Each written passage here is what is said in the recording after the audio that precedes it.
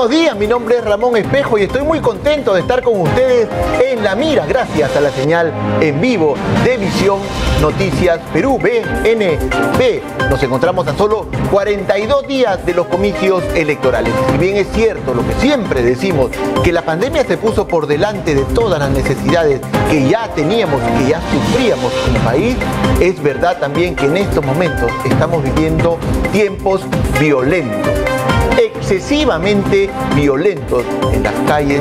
Lo vemos a diario, las bandas criminales se han apoderado de las ciudades.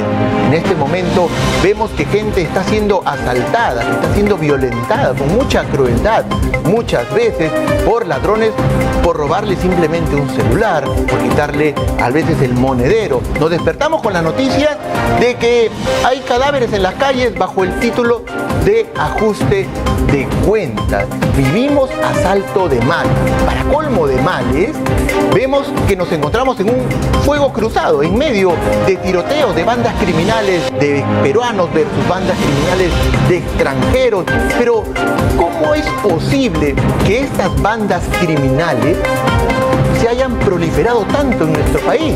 ¿Cómo es posible que hayan sido prácticamente ahora una industria que mueve además muchos millones de soles y que ese dinero es reinsertado en nuestro propio sistema económico a vista y paciencia de las autoridades? Nos encontramos con el señor Álvaro Bocanegra. Él es tributarista y nos va a explicar un poco justamente esta situación. Álvaro, muy buenos días. Ramón, muy buenos días. Muchas gracias por la oportunidad. Bien, la pregunta era esa, precisamente. ¿Cómo hacen estas bandas criminales para reinsertar todo ese dinero mal habido en nuestro sistema económico? ¿Cómo lo están haciendo en este momento? ¿Mediante qué mecanismos?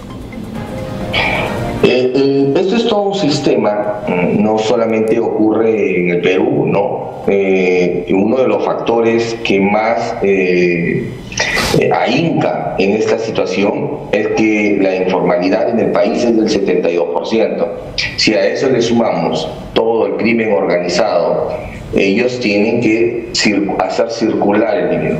Hay varios mecanismos que utilizan, como por ejemplo podemos ver que las bandas han creado empresas de seguridad, ¿no? Bajo la fachada de darte seguridad. Esas empresas, ese dinero que lo reciben, ya está siendo de una u otra manera insertado en el mercado como seguridad. Ese es el motivo, ¿no? Ahora, luego ellos hacen circular, insertan el dinero, ya sea en empresas de seguridad, restaurantes. O sea, todo lo que es de servicios, digamos, donde es más fácil camuflar y donde hay menos control. Claro, es más fácil de esa manera, ¿no? Es mucho más fácil de esa manera hormiguear. O sea, lo que hacen lo que están haciendo y lo que se está detectando es que hormiguean. Al hormiguear, lo que hacen es insertar ese dinero de una manera lícita en una empresa. Puede ser en una empresa. Y luego, con ese dinero ya limpio, por así decirlo, ¿no? Pasa ya a la formalidad y adquieren propiedades, bienes, y de esa manera también se puede hacer. Otra de los mecanismos que hay es, por ejemplo, la compra de terrenos, ¿no? A veces la adquisición de terrenos y hay una lotización. Claro que eso se ha detectado de una manera más fina. Ahora, ¿de quién es la responsabilidad? Hay una sentencia del año 2006 en donde la administración tributaria, el Tribunal Constitucional le dijo que solamente tiene la obligación de recaudar, no tiene la obligación de verificar de dónde viene el dinero. La obligación aquí es de la Unidad de Inteligencia Financiera y de la Fiscalía, ¿no? Ok, entonces en este caso hablamos de un complejo lavado de dinero, ¿verdad? Ese es el nombre exacto de esta industria. Claro, pero el lavado, Ramón, hay que entenderlo en toda la magnitud, una magnitud doctrinal. El lavado de dinero es la circulación de un dinero ilícito que pasa por un filtro que puede ser una empresa, cualquiera de dominación, servicios, bienes, inmuebles, y nuevamente regresa al dueño o a la organización criminal, pero regresa de una manera ya limpia, por así decirlo, el dinero, porque ya pasó por el sistema. Y en este caso los contadores jugarían un papel clave, los contadores que contratan justamente estas mafias para realizar estas transacciones, digamos, para hacerlo circular, como tú mencionas. Mira, los contadores hacen la parte, los contadores hacen la parte mecánica, la parte técnica. Okay. Pero esto de acá es algo mucho más complejo. Yo creo de que aquí hay en el Perú, esto del lavado de activos, pero manejarlo de una manera al siglo XXI, no solamente tenemos que ver a la parte de los contadores, sino tenemos que ver la parte de la funcionalidad en su parte estructural. Me explico. No solamente vas a ver al que hace la parte mecánica, al que hace la declaración, al que recibe el dinero, al que es el cajero, sino que aquí hay toda una parte y un aparato en el cual tiene que haber, por ejemplo, empleados. O sea, hay una empresa real, crean una empresa real. Claro. Hay gente en planilla, y esa estructura no solamente va a pasar por alguien que solamente maneja la parte maneja la parte mecánica. Claro, o sea, es un grupo de profesionales al servicio de estas empresas y de estas mafias. ¿Y cuál es lo más difícil o lo más complejo o lo más la pared con la que se está chocando más las fiscalías o los fiscales que investigan estos casos? Lo que pasa es de que dan el servicio, o sea, van solamente por mira, hay unas 4 sentencias emblemáticas en los últimos 10 años. Y nos damos cuenta que han sentenciado a los contadores y han sentenciado al gerente. Perfecto. Pero si tú vas por la parte más fina, no solamente la organización criminal, cuando le entregan el dinero a esta empresa, es la que tiene que observar o tiene que verse, sino que aquí hay una estructura, hay un abogado, hay un contador, ¿sí? Entonces, hay toda una estructura que no solamente tiene que enfocarse en la parte contable. Ahora, es muy importante que la Fiscalía esté a la altura de esta pelea, de esta guerra de profesionales y sobre todo de sistemas para detectar estas cosas. Recordemos que incluso grandes mafiosos como Al Capone, por ejemplo, ahora que vemos en Netflix, ahí están los documentales, no fue acusado por los delitos o los crímenes que cometió, sino más bien por evasión tributaria, ¿verdad? Es correcto, o sea, a él nunca le pudieron demostrar algún crimen, ¿no? Simplemente él encontraron los libros, ¿no? Ya desconocía la historia, como tú bien la acabas de resumir, y simplemente él cayó por evasión tributaria. O sea, fue un evasor, ¿no? Claro. No, o sea, la historia no es un criminal, sino es un evasor de impuestos, digamos, técnicamente hablando. Sí, pues lo puedes decir así, o sea, un asesino, un criminal, un mafioso, nunca se lo demostraron. Lo que demostraron fue que era un evasor. Álvaro, la última, que se nos ha quedado corto el tiempo, en cuanto a las joyas, el mercado negro juega un papel también fundamental para esta situación, ¿verdad? ¿Cómo están haciendo últimamente los mafiosos para vender o traficar con las joyas que roban también? Porque vemos bastantes robos a joyerías y bienes valiosos. Ahí hay que diferenciar porque las joyas de alta gama, por ejemplo, hasta los diamantes tienen un registro, ¿no? Entonces, y ese dinero evidentemente no es lo que más deberíamos entrar. Yo creo que si nos ponemos en una funcionalidad alta por ejemplo, de porcentajes, eso solo representa un 2%.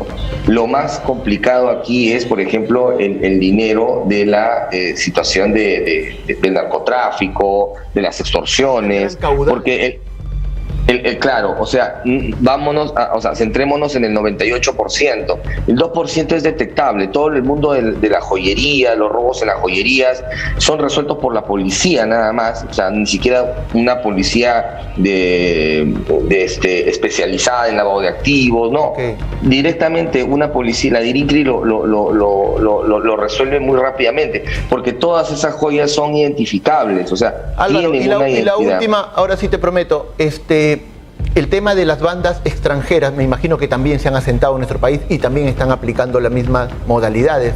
¿Cómo se está combatiendo? ¿Es enorme su proliferación? ¿Qué es lo que ven ustedes? El tema es de que, mira, solamente hay una manera, ya se hizo, eso un exministro ya lo aplicó. Hay dos formas. Lo que pasa es que el criminal, el jefe de la banda o los jefes, los cabecillas, no van a tener propiedades a su nombre. Pero sí van a tener propiedades a nombre de sus parejas, de sus cónyuges. Claro, claro. Entonces hay que ver el entorno. Entonces, en ese entorno tú vas a comenzar por un desbalance patrimonial que tiene esa persona, ¿no? Y ahí entra a tallar más directamente ya una unidad de inteligencia financiera, claro, ¿no? Entonces, de esa manera vas a poder detectar y pasarle la información a la Fiscalía para que la Fiscalía pueda iniciar su trabajo. Porque si esperamos que la Administración Tributaria empiece con su desbalance patrimonial, luego acuse y todo eso, mira, ya se trasladaron los bienes, se hicieron eso. Claro. Uno de los principales, por ejemplo, es los juzgados de pérdida de dominio, ¿no? Que funcionan muy bien en estas bandas organizadas. Ok, Álvaro, se nos ha agotado el tiempo, lamentablemente el tema es de larga data, pero te agradecemos tu presencia en este programa con cargo a que durante la semana podamos ampliarlo, porque el tema es fascinante y es muy importante profundizar. Por supuesto, claro que sí, Ramón, y ¿sabes qué? Además, algo muy corto nada más, te quito solo 10 segundos. Muchos de los candidatos al Parlamento, ¿no? Habría que revisar, hay muchos de ellos en los cuales no quiero decir que pertenecen, pero que sí, de una u otra manera, han podido recibir. Pueden estar sirviendo empresas sin saberlo a estas bandas, a estas mafias. Es correcto. Muy bien. Hay que tener mucho cuidado. Mucho cuidado con eso. Muchas gracias, Álvaro Bocanegra. Él es tributarista y estuvo con nosotros en La Mira. Cuando hablamos de criminalidad, cuando hablamos de inseguridad y cuando hablamos de mafias, no podemos olvidar que estamos viviendo un momento tan complejo, tan complicado, que estas palabras suenan lejos, pero las vivimos reflejadas en el día a día. Cuando salimos incluso, por decir, a comprar pan, podemos estar corriendo riesgos de ser asaltados y de ser muertos, de ser asesinados por todo tipo de delincuentes que campean en las calles. Vamos a ver un informe que se llama precisamente La inseguridad ciudadana de cada día. El informe es de Adriana Palacios. Adelante.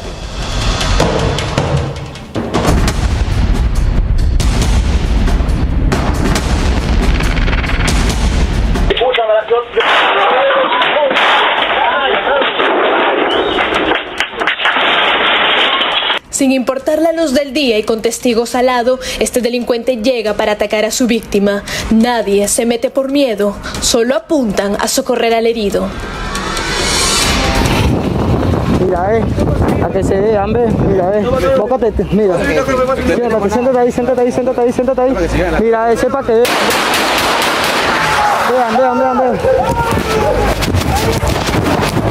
De esta manera, los delincuentes hacen de las suyas, imponiendo miedo y terror sobre la población. Soy peruano.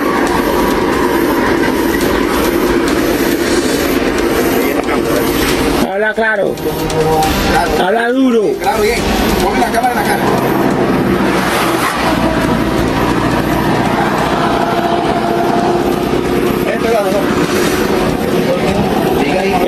¿Eres o no eres? ¿Ah? ¿Eres de dónde? Peruano. ¿De qué país es ese? De Perú. Diga ahí, ¿de dónde? De Perú. Bórralo, se murió lo que se murió. Hace poco fuimos testigos del asesinato de Silvano Cántaro. Este joven huanuqueño de 19 años fue cruelmente lanzado por un puente. Sus verdugos fueron 2 extranjeros, quienes inicialmente se mostraron amigables, ofreciéndole recibir una mercadería en Colombia para emprender un nuevo negocio. Los pequeños comercios son la opción perfecta para los raqueteros y el cobro de cupos. Del mismo modo, predomina mucho el robo a mano armada de los cajeros de farmacias y tiendas. Las denuncias también indican que ante la llegada del bono y liberación de CTS, muchos fueron víctimas de robo al salir de los bancos. Para proceder con el acto, los delincuentes apuntan a accionar con la ayuda de un compañero y una moto. Según los datos del INEI, 9 de cada 10 personas se sienten en peligro de sufrir un acto delictivo. En términos de estadística, el robo de carteras y dinero representa en el sector urbano un 20% de denuncias. En el caso de ciudades con más de 20.000 habitantes, las denuncias superan el 20%. Una noticia alentadora es la promulgación del reglamento del Decreto Legislativo 1219, que fortalece la función criminalística policial contra la delincuencia. Esta norma permitirá que la Policía Nacional del Perú mejore su tecnología e infraestructura, para gestionar así una mejor investigación. El panorama está claro. Vivimos con el miedo de salir de casa y convertirnos en las próximas víctimas de estos delincuentes. El siguiente presidente tendrá la misión de acabar con estas mafias y recuperar a aquellos que cayeron en la delincuencia por falta de trabajo y hambre.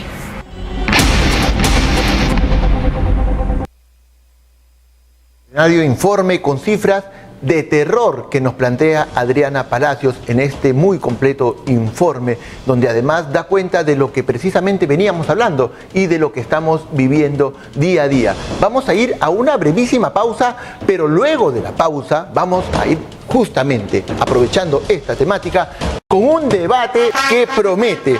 El señor Fernando Rospigliosi, quien ha sido ministro del Interior, que postula por el partido Fuerza Popular con el número 7, va a enfrentar cara a cara al señor Roberto Quiabra, quien ha sido ministro de Defensa y postula con el partido Alianza para el Progreso con el número 2. La temática general es precisamente lo que acabamos de ver, que es la seguridad.